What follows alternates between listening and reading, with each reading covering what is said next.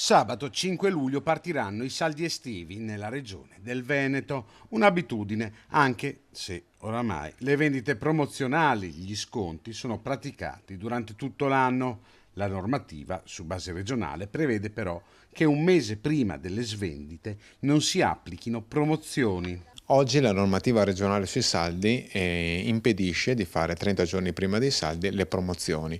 Una normativa forse un po' obsoleta perché è difficile biasimare i colleghi che non sono riusciti a far cassetto finora e hanno bisogno di creare delle promozioni per attirare gente all'interno dei propri punti vendita. Quindi forse è il momento di cambiare la strategia, cambiare la regola, anche perché online sappiamo che tutto è permesso, quindi non ci sono regole. Abbiamo uno stesso mercato con delle regole completamente diverse. Il commercio online promette sconti sempre e forte è la concorrenza dei prodotti low cost cinesi. I negozi devono saper cambiare pelle e mettere il cliente al centro. E oggi dobbiamo creare dei negozi attrattivi non per le promozioni, ma attrattivi per la merce che c'è dentro e anche per una sorta di omnicanalità che si deve andare a creare. Quindi negozi più dinamici, negozi più nuovi e negozi ovviamente attrattivi.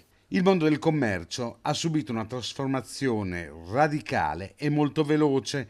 Anche le regole che lo governano devono cambiare. Una volta avevamo il competitor che era il centro commerciale, oggi il competitor è online e online non ci sono regole, invece nel centro commerciale c'erano le regole che erano le stesse regole.